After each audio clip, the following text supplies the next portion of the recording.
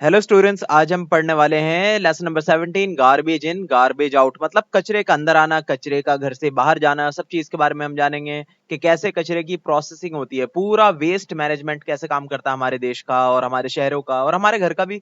Learning outcomes क्या क्या सीखने वाले हैं हम। Physical states of waste, waste जो है लिक्विड में हो सकता है, सॉलिड में हो सकता है, या फिर पॉल्यूटेंट्स आपके क्या क्या एयर में भी हो सकते हैं। आगे आपका टाइप्स ऑफ वेस्ट, कैसे कैसे वेस्ट होते हैं, उन सब के बारे में बात करेंगे। रीयूजिंग एंड रिसाइकलिंग वेस्ट, सबसे इंपॉर्टेंट पार्ट कि दोबारा इस्तेमाल करा जा सके चीजों को बार बार, और वेस्ट को कम से कम करें, उसे रिसाइकिल करें, उसके बारे में पढ़ेंगे। एफर्ट्स टू रिड्यूस वेस्ट, कैसे कैसे हम कम कर सकते हैं वेस्टेज को। एंड दी 4 R's, अब 4 R क्या है ना। पहले तो देखिए, we use many things in our daily life, बहुत सारी चीजों का हम रेगुलर लाइफ में इस्तेमाल करते हैं, पर बहुत सारी चीजें उसमें से अनवांटेड भी होती हैं जो कि हमारे से बाद में यूज करने के बाद हम उसे थ्रो कर देते हैं। यूज एंड थ्रो, जैसे कि प्लास्टिक बैग, पेपर, और एम्प्टी कैंस लिख रखा है यहाँ पे। बहुत कुछ फ्रूट्स हैं, फ्रूट्स पूरा थोड़ी खा लेते, उसके छिलके लेफ्ट ओवर रह आते हैं, वेजिटेबल्स के बहुत सारे पार्ट रह आते हैं। और उसके बाद डोमेस्टिक सीवेज भी तो होता है, टॉयलेट का जो पाइपलाइन होती है वो सब भी तो रहती है, जितना वेस्ट पानी जाता है गंदगी के साथ वो सब भी रहता है। The useless waste materials produced at home, shops, offices etcetera is called garbage. जो घर के, दुकानों के, ऑफिस के, ये सारे जो कचरे होते हैं ना, उसको हम गार्बेज बोल देते हैं, ठीक है।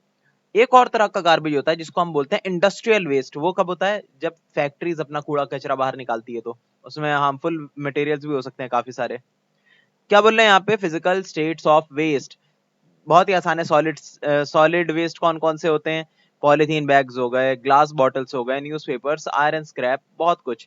लिक्विड वेस्ट कौन से हो गए? सीवेज हो गया, सीधी सी बात है, ठीक है। सीवेज जो घर से निकलता है। और इंडस्ट्रियल जो आपका मतलब कोई केमिकल फैक्ट्री है, बहुत सारे केमिकल्स बहाती भी होगी और बाहर निकालती होगी, नदी नालों में फेंक देती होगी। वैसे नहीं फेंकना चाहिए, उन्हें अलग तरीके से प्रोसेस करके रखना चाहिए, पर फिर भी बहुत सारे तरह का वेस्ट मटेरियल निकालती होगी अपने इसमें से, फैक्ट्रीज में से, तो उसको भी माना जाएगा लिक्विड वेस्ट। और एग्रीकल्चरल ड्रेनेज भी तो होती है कि अपने जो अ, ये एग्रीकल्चर करते हैं, बहुत सारे पानी का यूज होता है, तो वो सारा पानी भी बहता है, वो भी कहीं कहीं जाता है, नदी नालों में भी चले जाता है, तो वो सारा भी एक तरह का वेस्ट होता है, लिक्विड वेस्ट। आगे क्या बोल रहे हैं? Gaseous waste. गैसियस वेस्ट क्या होते हैं? हवा के अंदर जो सल्फर डाइऑक्साइड है, हाइड्रोजन सल्फाइड है, या फिर नाइट्रोजन ऑक्साइड है, और ये बहुत कुछ है जो कि केमिकल रिएक्शंस की वजह से पैदा होते हैं, ऐसा धुआं, ठीक है, जो कि हवा में जाके एयर पोल्यूशन फैलाता है। ये सारा जो है आपका गैसियस वेस्ट होता है, ठीक है। आगे बोल रहे हैं composition of Indian domestic waste, ठीक है। इंडियन डोमेस्टिक वेस्ट जो है, मतलब डोमेस्टिक, घरेलू घरेलू जो बाहर में वेस्ट पर वेस्ट जो मटेरियल है, वो सब क्या क्या होता है। बोल रहे हैं टाइप्स ऑफ वेस्ट में, पेपर और कार्डबोर्ड जो है, पेपर और कार्डबोर्ड लगभग 5% के आसपास जो है हमारा वेस्टेज होता है। प्लास्टिक के आइटम जो है 1% से भी कम वेस्टेज होता है घरों में। और आपका जो है ग्लास, सिरेमिक, स्टोन्स, ये सब का वेस्टेज भी होता है 1% से कम, आधा परसेंट लगभग। और उसके बाद जो है फाइन अर्थ, मतलब कि धूल मिट्टी, ये सब के कण कितने होते हैं घर के वेस्ट में? 30 से 40%। देखिए होता है ना, बिल्कुल धूल मिट्टी कितनी जमा हो जाती है घर में आके। खिड़की अगर है आपके घर में तो जाहिर सी बात धूल मिट्टी आती होगी बहुत सारी, तो धूल मिट्टी बहुत सारी निकलती होगी जब घर साफ होता है तो और रेगुलर होता है, रेगुलर निकलती होगी धूल मिट्टी, तो 30 से 40% हिस्सा होता है घर के अंदर वेस्टेज का। फिर मेटल्स, मेटल्स होते क्या है घर में? बहुत कम होते हैं मेटल्स जो कि वेस्ट के लिए निकलते हो, तो 1% से कम। फिर उसके बाद वेजिटेबल्स और फ्रूट पील्स और कंपोस्टेबल मैटर, मतलब ऑर्गेनिक मैटर की बात हो रही है, छिलके वगैरह, सब्जियों के मटेरियल्स, ये सब एक्स्ट्रा में, वो सब काफी होता है, 50 से 60% होता है, 50 से 65 65% बता रहे हैं, ठीक है। ये सब है, ये आंकड़ा है, एक ओवरऑल आइडिया है कि लगभग जो है इतना वेस्ट प्रोड्यूस होता है। किसी घर में कुछ चीजें ज्यादा होती होंगी तो किसी घर में कुछ चीजें कम। आगे क्या बोले? टाइप्स ऑफ वेस्ट, किस किस तरह के टाइप वेस्ट होते हैं आपके। पहला है बायोडिग्रेडेबल वेस्ट, जो कि मिक्स हो जाए हमारे जो एनवायरनमेंट में, मतलब गल जाए, सड़ जाए, उनको बोलते हैं बायो। बायो मतलब के जीवन से जुड़ा हुआ, ठीक है। डिग्रेडेबल, डिग्रेडेबल सड़ जाने वाला, ठीक है, डिग्रेड हो जाने वाला। The term biodegradable waste is used to refer a type of waste that can be broken down, मतलब टूट जाना, in a reasonable amount of time into its base compound by microorganisms and other living things, के microorganisms उसे खा खा के सड़ा दे। जैसे कि ये आप देख रहे हैं बायोडिग्रेडेबल वेस्ट है, यहाँ पे सब्जियां हैं, फल हैं, ये सब सड़ सड़ के खुद ही खत्म हो जाएंगे, ये हार्मफुल नहीं होते ये वेस्ट ज्यादा हमारे लिए। फॉर यहाँ तक कि कई जगह पे तो ये फायदेमंद भी होते हैं, अगर इसे आप खेत खलिहान में फेंक देंगे तो वहां पे फायदा पहुंचाएंगे। बाकी नॉर्मल अगर घर के आसपास सड़ रहे होंगे तो उससे फिर कीड़े मकोड़े और अलग अलग तरह की बीमारियां फैलेंगी, तो नुकसान हो सकता है। ओवरऑल फायदा ही होता है इस सारी चीजों से। For example, remains of the fruits and vegetables, dead and decaying plants and animals are all biodegradable waste. कोई भी जीव जंतु अगर मरता है या फिर कोई प्लांट या फ्रूट सड़ रहा होता है, वो सारी चीजों को बोलते हैं बायोडिग्रेडेबल वेस्ट। सब कुछ बायोडिग्रेड हो जाता है। बस एक चीज समझिए, हर चीज जो है डिग्रेड होती है, पर उसका टाइम अलग अलग होता है। कुछ चीजें 1-2 साल के अंदर अंदर अगर सड़ गल जाती है ना, तो उसको मानते हैं भाई बायोडिग्रेडेबल वेस्ट है, ये जो आपका सड़ गल जाएगा। वैसे मैं एक साल में ज्यादा बता रहा हूँ, कुछ 1-8 महीने के अंदर हो जाए ना, तो उसको मान लेते हैं बायोडिग्रेडेबल। वरना उनको मान लेते हैं जो 1-2 महीने में नहीं सड़ रहे हैं, बहुत लंबे टाइम में, मान लो 1 साल 2 साल 20 साल 50 साल 100 साल, कुछ तो होते हैं 10,000 साल में सड़ेंगे जाकर, तो उनको हम बोलते हैं नॉन बायोडिग्रेडेबल वेस्ट। वो क्या होते हैं? वो सब हो गए आपके जो कि the type of waste which cannot be broken down to its base compound by microorganisms in a reasonable amount of time। मतलब ये भी टूटेंगे, पर टूटेंगे कब? बहुत बहुत बहुत बाद में, 100 साल बाद, कोई 200 साल बाद, कोई 300 साल बाद टूट रहा है। तब तक कौन रहेगा, है ना? तब तक तो पॉल्यूशन फैलाते रहेंगे दुनिया में, मतलब जगह घेरते रहेंगे, वो कचरा है एक तरह से, रिसाइकिल नहीं हो रहा ना वो। तो ये इसलिए नुकसान पहुंचाते हैं, उसको बोलते हैं नॉन बायोडिग्रेडेबल वेस्ट। जैसे कि एग्जांपल है आपके प्लास्टिक्स। प्लास्टिक भाई 100-100 साल तक ऐसे कैसे पड़े रहते हैं, मेटल्स भी ऐसे ही हैं, बहुत लंबे टाइम तक रहते हैं पड़े हुए। ये सब है नॉन बायोडिग्रेडेबल वेस्ट के एग्जांपल। ये देखिए दे रखा, ज्यादातर हमारा कूड़ा कचरा क्या होता है? ये प्लास्टिक का वेस्ट होता है। आगे क्या बोले? Do you know what is the difference between garbage and trash? Garbage में और ट्रैश में क्या फर्क है? दोनों कूड़े के लिए इस्तेमाल किए जाते हैं शब्द, या कहे the word. Garbage is basically food waste, paper product और most things that come out of the kitchen और bathroom. Trash can be a lot of things, including grass clippings, twigs, hedge clippings, or it can be junk or rubbish. Generally, it is anything that does not come out of your kitchen or bathroom.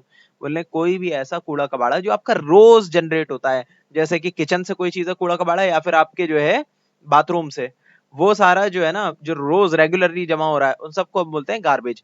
जो कुछ extra में आ जाता है, मतलब मान लो कि आपके जो है क्या, कोई मान लिया कि आपका कंप्यूटर का माउस वो टूट गया, तो उसे आप फेंकेंगे, तो आपका गार्बेज नहीं, वो आपका ट्रैश कहलाएगा। कुछ एक्सेप्शन केस आ गया है ना, कोई पेपर की क्लिप है, क्लिप टूट गई, खराब हो गई, तो उसे आप फेंकेंगे तो वो आपका ट्रैश कहलाएगा। कोई आपका है घर में रूम हीटर, वो टूट गया, उसे आप फेंकेंगे तो वो आपका ट्रैश कहलाएगा, वो गार्बेज नहीं कहलाएगा। ठीक है। आगे बोल रहे हैं आपका हैजार्डियस वेस्ट, मतलब नुकसान पहुंचाने वाले वेस्ट कौन से होते हैं? Wastes from different sources such as home, municipal, agricultural or industrial sources that pose a threat to the environment, including substances that are toxic, readily inflammable, corrosive, explosive or otherwise chemically reactive are called hazardous waste। जो किसी भी तरह से environment को या फिर आसपास के लोगों को नुकसान पहुंचा सकते हैं, उनको हम हैजार्डियस वेस्ट बोलते हैं। इनको अच्छे तरीके से अपने ठिकाने पे पहुंचा देना चाहिए, ताकि किसी को नुकसान ना पहुंचे। जैसे कुछ जहरीले पदार्थ हो सकते हैं किसी केमिकल फैक्ट्री से निकले हुए, या किसी भी और तरह की फैक्ट्री से निकले हुए। अब मान लिया कोई चूहों की दवाई ही बनाती है, तो वो तो टॉक्सिक मटेरियल ही निकलेगा ना उसके वेस्ट प्रोडक्ट तो। आगे कोई फ्लेमेबल चीज है, कोई चीज बहुत जल्दी आग पकड़ लेती है, ठीक है, जैसे मान लिए कि कोयले की फैक्ट्री, वहां पे कोयले का बुरादा वेस्ट मटेरियल निकलता है, वो जल्दी से आग पकड़ लेता है, उसको ऐसे नहीं फेंक सकते खुले में, पता लगा कहीं हल्की सी भी आग लग गई, वो झुलस गए बहुत सारे लोग। तो इसके लिए और भी बहुत कुछ हो सकता है। कोरोसिव मतलब के किसी चीज को गला देने वाली चीज, किसी चीज को सड़ा देने वाली चीज, जैसे कि मान लीजिए कोरोसिव, आप ये समझिए एसिड हो कोई स्ट्रॉन्ग, या फिर बेस हो, है ना, वो सारी चीजें क्या करती हैं, किसी भी चीज पर पड़ जाए तो उसको जला के गला के ठिकाने पे लगा देती है। तो इससे बचकर रहना बहुत जरूरी है। मान लिया कि हाइड्रोक्लोरिक एसिड है, वो एक बूंद भी आपके हाथ पे पड़ेगा जला देगा वहां से, या फिर सल्फ्यूरिक एसिड हो गया, या फिर सोडियम हाइड्रोक्साइड हो गया, या फिर कोई भी जो है एसिड हो या बेस हो, कोई भी ऐसा सामान जो कि आपको नुकसान पहुंचा दे, जला दे आपको, या फिर किसी भी आपके इंपॉर्टेंट थिंग्स को जला दे वो, या फिर उसको जो तोड़ दे छोटे छोटे हिस्सों में, उन सारे मटेरियल को बोलते हैं कोरोसिव, जो कि खास तौर से एसिड और बेस होते हैं। आगे एक्सप्लोसिव, कोई चीज फटने वाली हो, वो चीज नुकसानदायक है। और या फिर कोई भी केमिकली रिएक्टिव चीजें जो कि रिएक्शन करती हो बहुत ज्यादा बाहर जाकर, ठीक है, तो वो सारी चीजें में नुकसान पहुंचाती हैं। आगे क्या बोल रहे हैं? Beside the environment, hazardous waste is also harmful to humans, animals and plants. Environment के अलावा जिंदा चीजों को भी नुकसान होता है इन चीजों से। Hazardous waste can be solid, semi solid. Semi solid कुछ नहीं कि बिल्कुल सॉलिड भी नहीं है ना लिक्विड है, कुछ बीच का है ना, जैसे जेली। जेली क्या है? सेमी सॉलिड होती है, लिक्विड भी लग रही होती है, थोड़ी सी सॉलिड भी लग रही होती है। और even gas. Examples of hazardous waste sources include houses में कौन कौन से हैजार्डियस वेस्ट पाए जाते हैं? Use of products such as paints, cleaners, varnishes, car batteries, motor oil, and pesticides can expose to us health hazards when they are disposed of without care. कि इन सारी चीजों का आप ध्यान से रखिए और ध्यान से फेंकिए इनको जगह पर, अपने ठिकाने पे लगाइए जैसे फेंकना चाहिए इन्हें, बंद बंद करके, या फिर जिस तरीके से इसको करते हैं डिस्पोज वैसा करना चाहिए। डिस्पोज मतलब फेंक कर अपने ठिकाने पे लगा देना उसको, मतलब फेंक देना उसको, पर ऐसे फेंकना जैसा बताया गया, उसके मैन्युफैक्चरर ने बताया कि ऐसे इसे डिस्पोज करना है वैसे। तो जैसे कि आपके क्लीनर्स हो गए, ये सब नुकसान पहुंचा सकते हैं। क्लीनर्स इसमें क्या होते हैं, एसिड बेसिस वगैरह यूज होते हैं, पेंट्स, और भी कार बैटरी के अंदर एसिड यूज होता है, बहुत सारी चीजें हैं। आगे आपका हॉस्पिटल्स के अंदर भी होता है, जैसे नीडल्स किसके हाथ में लग गई उसके अंदर बताओ, उसके अंदर किसी तरह की बीमारी हो, बीमारी लग जाएगी दूसरे इंसान को, नीडल्स को फेंकना, लैंसेट्स, syringes and other sharp objects pose dangers। आगे है आपका इंडस्ट्रीज एंड फैक्ट्रीज, इनकी तो कोई गिनती नहीं है, बहुत कुछ है जो नुकसान पहुंचा सकते हैं लोगों को या फिर आसपास के प्लांट्स को, एनवायरनमेंट को, बहुत कुछ है ऐसी चीजें। Chemicals that are used during manufacturing processes, material, metal processing, chemical production, or the refining of petroleum etc. generate waste that are hazardous। भाई बहुत कुछ है, जैसे मेटल की प्रोसेसिंग में बहुत सारे तरह के जो है चीजें इस्तेमाल होती हैं, बहुत सारे तरह के आप समझिए कि केमिकल्स का इस्तेमाल करा जाता है इसके अंदर भी, और बहुत सारे अलग अलग तरह की गैसेस निकलती हैं इसके अंदर में, हार्मफुल गैसेस। मान लिया कार्बन मोनोऑक्साइड निकलती हो, वो हवा के अंदर छोड़ दी तो लोग मर जाएंगे, बहुत सारे हजारों लोग मर सकते हैं, जो एक बार हो भी चुका है भोपाल गैस ट्रेजेडी के अंदर। तो ऐसा कुछ ना हो उसका ध्यान रखना जरूरी है। केमिकल प्रोडक्शन है तो कहने की जरूरत ही नहीं है, इसमें बहुत सारे टॉक्सिक वेस्ट निकल सकते हैं, बहुत सारे जो है एसिड बेस, बहुत कुछ बन सकता है इसके अंदर से निकलता हुआ, तो उसे भी ध्यान से रखना चाहिए इन्हें। और इनके लिए अलग अलग से सरकारों ने बना रखे होते हैं, लीगल कंप्लायंस इन्हें कंप्लीट करने पड़ते हैं कि ये कंप्लायंस को पूरा करिए, ऐसे ऐसे आपकी मशीनरीज होनी चाहिए और इस तरह से आपको प्रोसीड करना है, ताकि बेसिक सेफ्टी सबको मिलती रहे, एनवायरनमेंट भी नुकसान में ना रहे और लोग भी नहीं। पर ये सब फॉलो ज्यादा करते नहीं है कंपनीज, है ना, इसलिए काफी इनके ऑपोजिट में प्रोडक्ट्स भी होते हैं। क्या बोल रहे हैं, केमिकल और रिफाइनिंग पेट्रोलियम, मतलब पेट्रोलियम आपको पता है कच्चे तेल को बोलते हैं, या फिर कहें तो काले कलर का जो ऑयल होता है ना, क्रूड ऑयल, उसको बोलते हैं पेट्रोलियम। उसे रिफाइन करना, उसके अंदर से पेट्रोल, डीजल और पता नहीं अलग अलग चीजें निकालना, उसके अंदर उस प्रोसेस में ही बहुत सारे तरह के वेस्ट जनरेट होते हैं जो कि नुकसान पहुंचा सकते हैं पर्यावरण को, इंसानों को भी। आगे बोले नॉन हैजार्डियस वेस्ट, जो किसी को नुकसान ना पहुंचा पाए, waste that are not highly reactive और does not cause any harm directly to the environment can be termed as non hazardous waste, but the kind of waste can also cause harm if it is in large quantities or improperly or it is not properly disposed of। ये भी कभी कभी नुकसान पहुंचाते हैं, मान लीजिए कि बहुत ज्यादा अमाउंट में कोई चीज निकल रही है, जनरेट हो रही है, तो नुकसान पहुंचा सकती है। मान लीजिए किसी का पानी ही वेस्ट मटेरियल निकलता है, पानी तो कोई नुकसान नहीं पहुंचा रहा, बोले कि अरबों खरबों लीटर पानी अगर वेस्ट निकल रहा है तो आसपास के गांव बह सकते हैं उससे, तब तो नुकसान पहुंचाएगा ना ये चीज। It includes garbage, rubbish, refuse, construction and demolition, debris and tyres. बहुत सारी चीजों से इस तरह के जो है ना वेस्ट निकलते हैं। टायर देखिए, टायर भी घिसते हैं ना, तो हवा के अंदर टायर भी मिक्स हो जाता है, तो ये भी पॉल्यूशन पहुंच जाता है एक तरह का। और आपका डेमोलिशन डेब्रिस मतलब कि कोई चीज आपने तोड़ फोड़ के मकान गिराया, कोई बड़ी बिल्डिंग गिराई, इससे कितनी धूल मिट्टी हवा के अंदर उड़ी, तो वो सब भी नॉन हैजार्डियस वेस्ट है, पर बहुत ज्यादा अमाउंट में होगा तो पर्यावरण को नुकसान पहुंचेगा, लोगों को के फेफड़ों को भी नुकसान पहुंचेगा आसपास के, और भी काफी कुछ हो सकता है। ठीक है, आगे बोल रहे हैं व्हाट यू लर्न में पहला है give to examples of each of the following. पहला है आपका सॉलिड वेस्ट, दूसरा है लिक्विड वेस्ट, तीसरा है गैसियस वेस्ट। तीनों के एग्जांपल आप दे दिए ऊपर से, ठीक है, सबको मैंने बता दिया है। आगे biodegradable waste, non biodegradable waste, hazardous waste, non hazardous waste, ये सबके एग्जांपल दे रखे हैं मैंने, अभी अभी बताया मैंने, सब लिख लिए। आगे आपका how to manage waste, manage कैसे किया जाए वेस्ट को।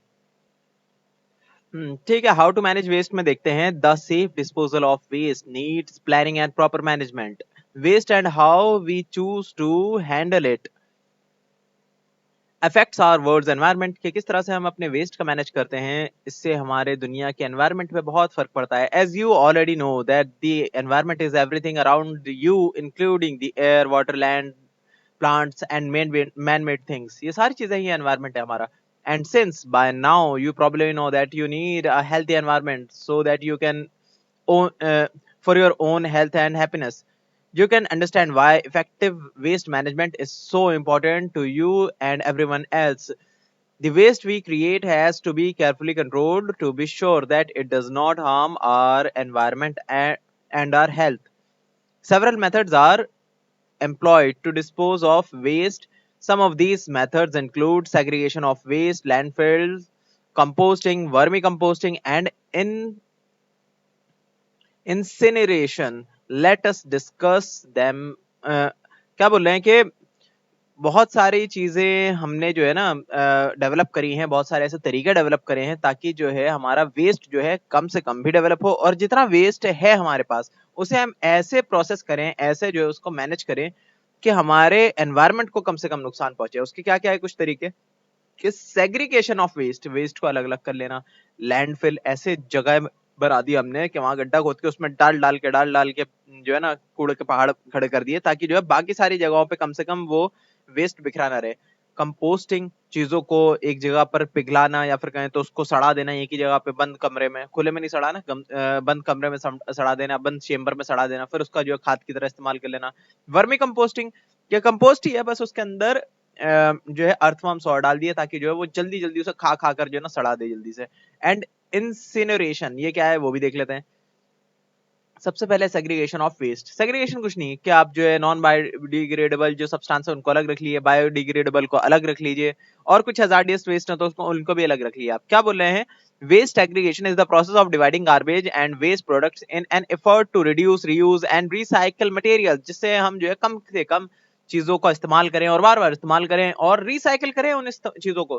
देखिए, आप मान लिया कि आपने बायोडिग्रेडेबल चीजों को एक तरफ लग दिया तो सारे खाद बनाने की फैक्ट्री में जा सकते हैं ना सीधे सीधे, या फिर खेतों में पहुंच सकते हैं, वहां पे वो काम भी आएंगे थोड़ा से। और किसी प्लास्टिक वगैरह को सबको एक जगह इकट्ठा कर दिया तो सीधे सीधे कहीं पे जा सकते हैं, कुछ रिसाइकल अगर हो सकता है उसमें प्लास्टिक तो वहां पे चुनने के लिए चला जाएगा। आगे क्या है आपका? This is the first step in implementing effective reduction in waste, and it involves the dividing of waste in two basic types, biodegradable and non-biodegradable. We can begin segregation of waste at home by having two types of garbage bins, one for biodegradable waste and other for the non-biodegradable waste. आमतौर पे biodegradable waste ना green colour से दिखाया जाता है कि उसमें कोई भी सामान पड़ा है तो बायोडिग्रेडेबल है, सीधे आप खेत में भेजने के लिए तैयार है।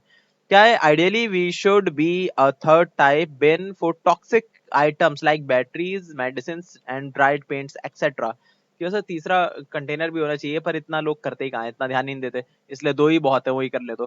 क्योंकि ये सारी तीसरे टाइप का वेस्ट हमारे ज्यादा जनरेट भी नहीं होता। कि बैटरी वगैरह है वो फेंकने के लिए, टॉक्सिक मटेरियल के लिए, या कहें तो जो कि हार्मफुल मटेरियल्स हैं उनके लिए, हजार्डियस वेस्ट की बात कर रहा हूँ मैं, वो मेडिसिन, ड्राइड पेंट्स एक्सेट्रा, वो सब तीसरे बिन में हमें डालना चाहिए। आगे क्या बोला? लैंडफिल्स, मैंने बता दिया, वो खाली जगहें होती हैं जहां पर कचरा भर भर के लाया जाता है। देखिए लैंडफिल्स हैं बहुत बड़ी बड़ी लैंडफिल्स।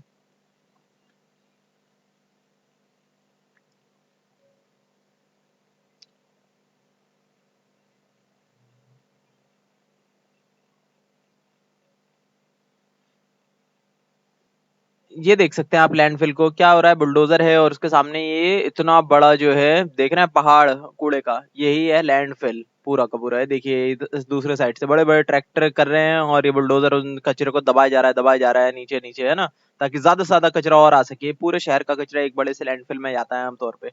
दिल्ली में भी है कई सारे लैंडफिल्स। तो यहाँ पे लिख रहे हैं the waste generated by our houses and generally disposed of by landfills method. A landfill is a carefully designed structure built into or on top of the ground in which trash is separated from the area around it. ऐसी जगह पे landfill बनाया जाता है कि आसपास रिहायशी इलाका ना हो। Early early landfills or dumps were simply often trenches, sometimes called tips, in which trash was heaped into piles and sometimes covered with 12 to 15 inch of soil, and they layered with other refuse such as ash. देखिए trench बोल रखा है कि पहले के जो landfills होते थे ना वो ट्रेंच की तरह बनाए जाते हैं। ट्रेंच कुछ नहीं, गड्ढे को ट्रेंच बोल देते हैं कि बहुत गहरे गहरे गड्ढे होते थे, उसके अंदर कूड़ा भरते आते थे और उसके ऊपर से डालते आते थे ऐश। ठीक है, कूड़ा भरते गए, उसके ऊपर जो ऐश या फिर मतलब जो खराब खराब धूल मिट्टी है उसको उसके ऊपर डाल दी, फिर उसका और कचरा डाला, फिर उसपे धूल मिट्टी डाल दी। धूल मिट्टी डालने की ये वजह है कि कचरा उड़ के इधर उधर ना चले जाए। ठीक है, और उसका दबा देते थे। अभी तो खुले में ही छोड़ देते हैं, इतना ज्यादा कचरा आ गया, गड्ढा इतना बड़ा खोदे कहाँ पे, है ना, मतलब सीधे खुले मैदान में डालते हैं, उसको दबाते रहते हैं जितना हो रहा है। आगे बोल रहे हैं Today's landfills are totally different from those built hundreds of years ago. Technology and sophisticated designs are now applied to make landfills one of the most frequently used way of dealing with waste. The term sanitary landfills originally applied to facilities where waste was covered at the end of each day's operations, but today क्या बोल रहे हैं कि पहले जो है ना जिस तरीके से लैंडफिल हुआ करते थे आज बिल्कुल उससे डिफरेंट है। आज जो है बहुत सोफिस्टिकेटेड मतलब बड़े ही कॉम्प्लेक्स मेथड्स का इस्तेमाल किया जाता है वेस्ट को मैनेज करने के लिए। और उसके लिए एक टर्म भी इस्तेमाल होती है सैनिटरी लैंडफिल कि मतलब साफ सुथरे लैंडफिल। सैनिटरी लैंडफिल सोचिए हो नहीं सकते ना, मतलब साफ सुथरे लैंडफिल कहाँ से हो सकते हैं, पर बोल रहे हैं कि सैनिटरी लैंडफिल्स जहाँ पे कम से कम जो है गंदगी हो। It refers to an engineered facility or municipal solid waste operated to minimize environmental and public health concerns के अलग अलग तरीकों से जो है ना वो मतलब इंजीनियरिंग लगाते हैं कि जो है कम से कम जगह पर वो सिमट जाए सारा कूड़ा कचरा और एनवायरनमेंट को कम से कम नुकसान हो। Despite of this, landfills have many problems. All types of waste is dumped and landfills, and when water seeps through them, it get contaminated and in turns pollute the surrounding area.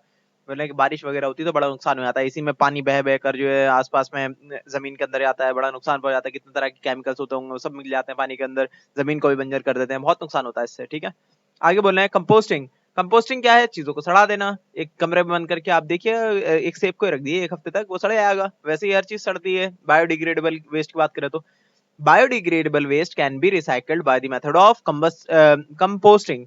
Composting is a biological process in which microorganisms like fungi, bacteria convert biodegradable waste into manure. खाद बनाने की process को बोलते हैं। कौन बनाते हैं खाद? बैक्टीरिया, फंगाई, ये सारे माइक्रो ऑर्गेनिजम्स उन्हें खा खा कर जो है तोड़ देते हैं छोटे छोटे हिस्सों में, वो मैन्योर कहलाती है। फिर manure is highly rich in carbon and nitrogen content and is an excellent medium of for growing plants के एक तरह का खाना बन जाता है ये किनके लिए? ग्रोइंग प्लांट्स के लिए। apart from being clean, cheap and safe, composting can be significantly मतलब काफी कारगर तरीके से reduce the amount of disposable waste। आगे वर्मी कंपोस्टिंग, कुछ नहीं कंपोस्टिंग है बस इसके अंदर वर्म्स को और डाल दिया जाता है। Vermi composting is a kind of compost made by worms। Some species of earthworms, like red earthworm, break up organic waste such as food, scrap, paper, and plants to form compost. This process of breaking down of organic waste is called vermicomposting. Bacteria and earthworm are important agents of vermicomposting. कि पहले तो खाली जो है bacteria को या फिर micro organisms को छोड़ रखा था इनके ऊपर, अब जो है वर्म्स को भी छोड़ देते हैं। वर्म्स साइज में बड़े होते हैं, ज्यादा जल्दी से खा पी कर इसको पचा लेते हैं और इसको बना देते हैं वो कंपोस्ट या कहें तो खाद। आगे बोले एक्टिविटी के अंदर कि आप जो है कोई वेस्ट ले लिए, खाने पीने का वेस्ट है ना, वेस्ट प्रोडक्ट, छिलके वगैरह, खाने पीने की चीजें, उन सबको आप कहीं मिट्टी मिट्टी में दबा दिए, एक महीने बाद देखेंगे तो सब गायब हो चुका होगा, फिर बिल्कुल ही सड़ चुका होगा। ठीक है, वैसे ये बोल रहे हैं कि थोड़ा और चीज करिएगा आप, जो है वर्म्स जहाँ पे रहते हो ना वहां पर गाड़िएगा तो अलग चीज देखने को मिलेगी, ज्यादा जल्दी वो जो है सड़ गल जाएगा। आगे बोल रहे हैं इंसिनरेशन क्या होता है? The process of burning of waste at one place और in large furnaces is known as incineration. Incineration चीजों को जला देना, भट्टी में डालकर पकाकर उस जो है वेस्ट मटेरियल को खत्म कर देना। The burning of waste result in high level of carbon monoxide and carbon monoxide जहरीली गैस होती है हमारे लिए, मर सकता है इंसान, वो भी पता लगे बिना ही, पता भी नहीं चलेगा कि टॉक्सिक है और हम मर भी जाएंगे बड़ी जल्दी। तो इससे बहुत लोग मर चुके हैं कार्बन मोनोऑक्साइड से। इस तरह के मतलब हाईली डेंजरस या कहें तो टॉक्सिक गैसेस भी निकलती हैं इससे। कार्बन डाइऑक्साइड निकलता है in the air. It is not a clean process as it reduces tons of toxic gases and pollutes the air and water. ये चीज बिल्कुल भी कार्यगर नहीं है, मतलब अच्छी चीज नहीं है। आपका जो है वेस्ट मटेरियल कम हो जाएगा पर हवा भी तो गंदी हो जाएगी और पानी भी गंदा हो जाएगा इतने जहरीले जो चीजों को जलाने से। आसपास में वो बहेगा कहीं जाएगा पानी वानी में, उसे भी कंटेमिनेट करेगा। डू यू नो मतलब उसका राख वगैरह जो होगी। Do you know during winter in cities like Delhi lot of leaves are burnt. It is dangerous practice. Leaves burn पता है ये वो जो फार्मर्स जो जलाते हैं ना एक तरह की पता नहीं कौन सा फसल का जो बचा हुआ पार्ट होता है उसको जला रहे होते हैं, पराली बोलते हैं शायद जलाने को, तो वो जो जला रहे होते हैं उसकी वजह से दिल्ली में बहुत ज्यादा जो है स्मॉग फॉग का मिक्सचर मतलब स्मॉग जनरेट हो जाती है, धुंधलापन आ जाता है, बिल्कुल दिवाली के आसपास ज्यादा होता है ऐसा कि वहां पर जलाया बहुत जाता है इस तरह की पराली को, फार्मर जलाते हैं, जिससे कि सारा जो है आसपास का जो है ना गैसेस, हार्मफुल गैसेस सारी आकर घेर लेती हैं दिल्ली को। तो दिल्ली एक तरह का चेम्बर बन जाता है आपके पॉल्यूशन का।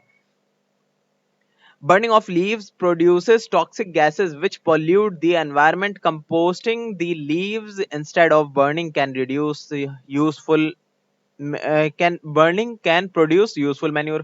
बोल रहे हैं कि उन सारे जो है चीजों को जला देने से अच्छा, वो जो पराली जलाते हैं, मतलब वो जो बचा हुआ वेस्ट मटेरियल वाला पार्ट जो है पौधों का, वो जो जला दिया जाता है, जलाने से अच्छा उसका जो है मैन्योर बना लेना, उसका खाद बना लें, उसको जो है आप कंपोस्टिंग के लिए डाल दें। पर ये कहना आसान है, करना बड़ा मुश्किल है। क्यों? क्योंकि उसको फिर काट पीट के हटाना पड़ेगा, एक जगह इकट्ठा करना पड़ेगा, और इतना टाइम नहीं होता फार्मर्स के पास, ना ही इतने पैसे होते हैं कि उसकी कटाई करवा सके वो वेस्ट मटेरियल की। तो इसलिए वो सोचते हैं कि एक माचिस की तीली ले आओ और पूरा फूक दो पूरे के पूरे गैस पूरे जो है अपने खेत को, फिर दूसरी जो है फसल लगा दो, क्योंकि उनके पास टाइम नहीं होता ना, अगला लगाना होता है। इसके लिए फिर गवर्नमेंट ने कुछ और इनिशिएटिव्स भी लिए हैं। कोई एक खास तरह की जो है केमिकल उन्होंने जनरेट करा था दिल्ली सरकार ने, कि उसको आप जो है खाद पे डालिए, 1 हफ्ते के अंदर वो पूरा जो जल मतलब अपने आप ही जो है कंपोस्ट बन जाता है बहुत जल्दी। ठीक है, उसे आज छिड़क दिए, अपना काम वो खुद ही कर देगा, एक जगह इकट्ठा करने की जरूरत ही नहीं आपको महीने भर तक के लिए। It is not a clean process as it नहीं यहाँ पे थे हम। This would reduce the use of chemical fertilizers which in turn would reduce environmental pollution। बताया इन्होंने कि अगर ऐसा वो करना शुरू कर दे, कंपोस्टिंग करना उन सारी चीजों की, जो कि मैंने बताया कि बड़ा मुश्किल है करना, तो क्या होगा आपका कि फर्टिलाइजर्स की जरूरत भी कम पड़ेगी। जो केमिकल फर्टिलाइजर्स हैं, जो कि केमिकली बनाए जाते हैं, उससे भी पोल्यूशन होता है, और इससे क्या होगा कि एनवायरनमेंट भी थोड़ा सा बेहतर होगा। Recycling and reuse.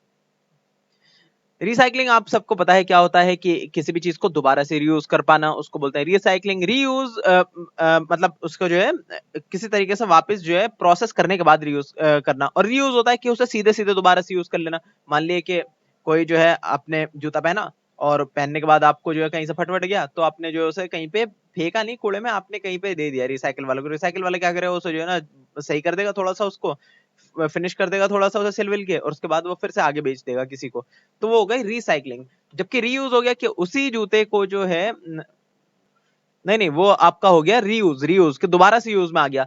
वैसे आपका रिसाइकलिंग क्या हो गया कि वो आपने जूता दिया, वो फैक्ट्री में गया, फैक्ट्री में जाने के बाद जूते की फैक्ट्री ने उसके अलग अलग सोल को अलग करा, बाकी पार्ट को अलग करा, उसे फिर दोबारा से प्रोसेस करके एक नया जूता बना दिया, और फिर आपके पास आ गया। उसको कहते हैं रिसाइकलिंग। ठीक है, तो क्या बोल रहे हैं, recycling involves collecting waste materials and process them to make new products. Many of the non biodegradable waste such as glass, plastic, metals etcetera can be recycled and reuse. बहुत सारी चीजें रीयूज करी जा सकती हैं रिसाइकल करने के बाद।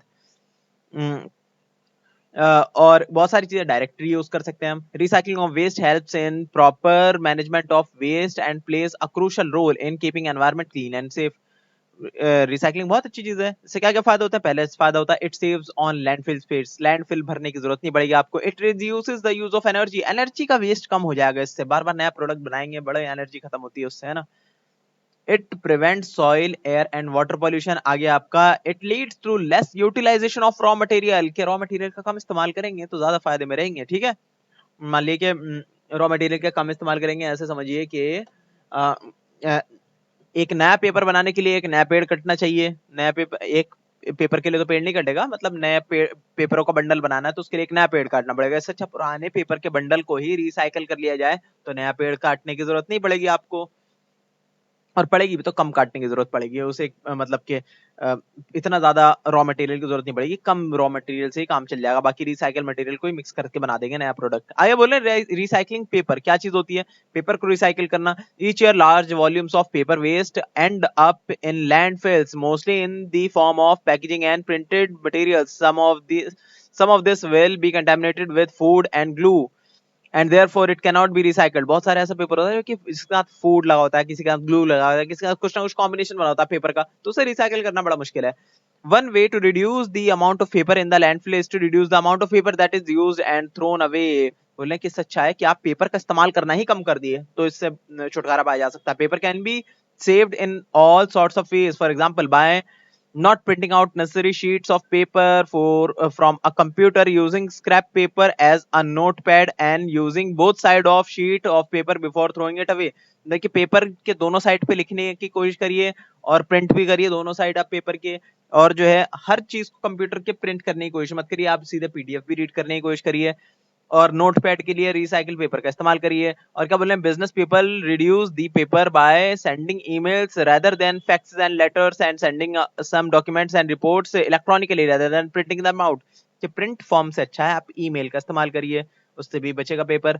If paper has to be thrown away, it is important to make sure that it is recycled. Usually, there are different types of paper. For example, newspaper, magazines, cardboard, and office papers are kept separately because of the type has different length of fibers। बोल रहे हैं कि आपके पास अलग-अलग तरह के, जैसे newspaper का पेपर अलग होता है, मैगज़ीन का पेपर अलग होता है, कार्डबोर्ड का अलग होता है और नॉर्मल पेपर का अलग होता है पेपर क्वालिटी। तो इन सबको अलग-अलग रखना चाहिए और अलग-अलग जो है कबाड़ी वाले को देना चाहिए। वैसे वो खुद भी अलग करता है उस चीज़ को, क्योंकि सबके अंदर फाइबर्स की लेंथ अलग-अलग होती है और अलग-अलग उनके जो मटेरियल होता है, जो कि आपस में मिक्स होकर एक नया पेपर नहीं बना पाता अच्छे से। वो खुद ही अपने-अपने मटेरियल के स्पेशल टाइप के उनके फाइबर्स होते हैं, जो कि खुद जॉइंट होके ज़्यादा अच्छे तरीके से रिसाइकिल हो जाते हैं, ठीक है? आगे बोल रहे हैं recycling of non biodegradable waste.